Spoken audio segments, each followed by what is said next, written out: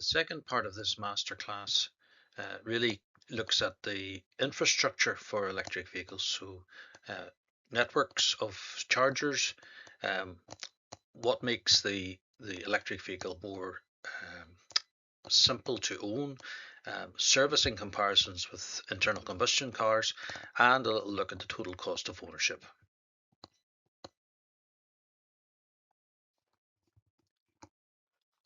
Now I'd like to have a look at charging away from home and the realities of that. Public chargers range in power from 50 kilowatts to 350 kilowatts, and as I'm writing this, there are new 1,000 kilowatt chargers just appearing. So they range in terms of how much it costs to use. A 50 kilowatt charger is slower than a 350 kilowatt charger, but that's not the whole picture, because a typical electric vehicle has a limit on how fast you will be allowed to charge the batteries in any particular car. So all cars will allow you to use a 50 kilowatt charger, but some vehicles may have a 100 kilowatt limit, some may have a 150 kilowatt limit, or so on. So there's no point in using a higher power charger. You can use a 350 kilowatt charger on a car that has a limit of 150 kilowatts. 150 kilowatts will be as fast as the car will charge. So typically the higher power the charger, the faster the car will charge, and a normal 15 to 30 minute stop on a 100 kilowatt charger would be plenty to bring your car to close to 80% of its full charge. The charge speed drops off quite a bit as the car approaches, as your batteries approach 100%. But these new 1,000 kilowatt chargers promise a charge time of 8 to 10 minutes, and that's approaching the sort of times that you would take if you were filling up a car with petrol or diesel. Public charging has its own issues, though. There are a plethora of different organizations and companies that set them up. Some of these have an app that you can use. Most of them will allow you to use a debit or credit card just with a tap. If you use an app or a subscription, sometimes that gets you a little bit cheaper charging with a particular company, but you would have to obviously drive to that particular charge point, and maybe drive past one that's even closer. The other problem, and as EVs become more widespread and mainstream, will be the chance of having queues, so not having a free bay. Sometimes the chargers go offline because they are quite complicated and they use quite high-powered technology, and not only that, they're actually quite expensive, and they would be comparable to the cost of filling your car with petrol or diesel.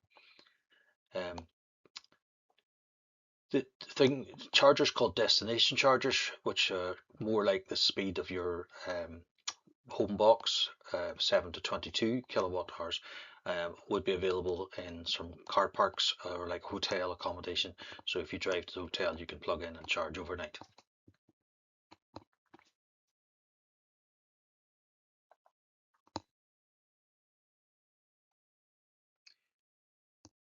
As far as servicing an electric car goes, one of the main benefits is that obviously it has many fewer parts, and as such is much lower maintenance.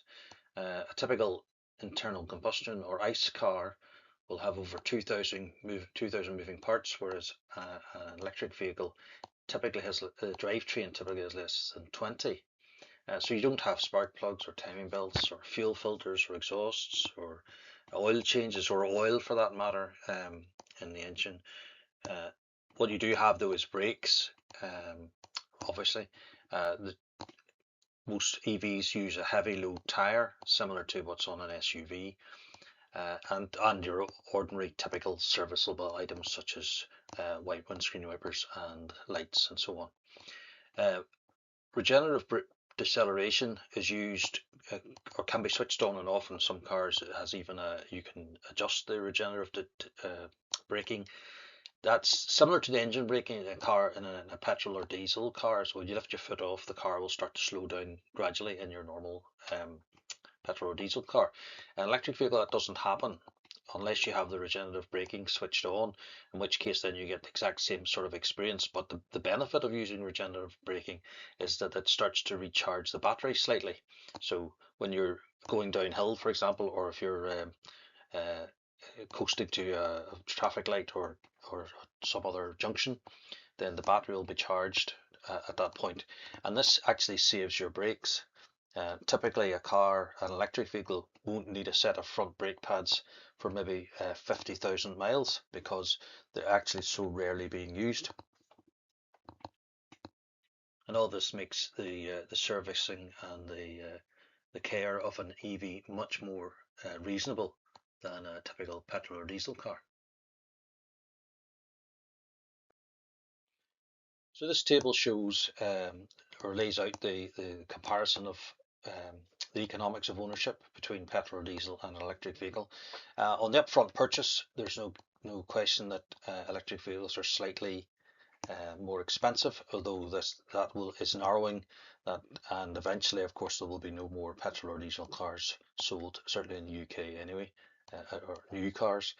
Um, but because the cars are they've many less parts in them, as there's more and more of them built, the prices will come down. On fueling and the energy, typically it's high on a petrol diesel car, probably 1,200–1,500 pounds annually, possibly more if you do a lot of mileage as part of your commute. Much cheaper for an electric vehicle, especially if you have a home wall box, and you have got a typical overnight tariff from your electricity provider. It can certainly be 25% of the cost of a typical petrol or diesel car. As far as routine maintenance goes, obviously the electric vehicles are no different. They require routine maintenance, but probably over the lifetime of your car, it's probably between 20 and 30% cheaper to have the routine maintenance carried out. To be fair, at the minute, you probably need to take your EV to its manufacturer to have it serviced, because there wouldn't be the same number of private garage mechanics who will be qualified to work on EVs, but that will change with time. In taxation then, you've got your standard vehicle excise bans and higher emissions rates, and that they tend to be lower on the electric vehicle side. They were free until April 2025 in the UK, but now there is a small or low tax rate. And there's also a benefit if you happen to be fortunate enough to have a work vehicle. The benefit in kind rates are pretty good. So the total cost of ownership then, the upfront price tag of an EV is only half the story. It's the total cost of ownership that you really need to look at. If you have an overnight charging tariff and a home charger, the reduced mechanical upkeep and some business tax incentives, the reduction in fuel costs alone can pay the monthly premiums for the car. For example, £90 per week fuel cost is about £350 to £400 per month. So if you're spending £90 a week on fuel, that's roughly £400 a month. If you were to buy £90 worth of petrol, that will get you 60 or so litres at 1.40 a litre. And for an average car doing 45 miles per gallon, that's approximately 600 miles. A similar mileage in an EV charging at home will cost about £15. That's at 4 miles per kilowatt hour and 10p per kilowatt hour at a charging rate. So it's pretty much a 75% cost reduction in fuel. I'd like to thank you for working your way through this presentation, and I hope that it has given you some food for thought and allows you to be more informed when you come to make your decision on your next car purchase.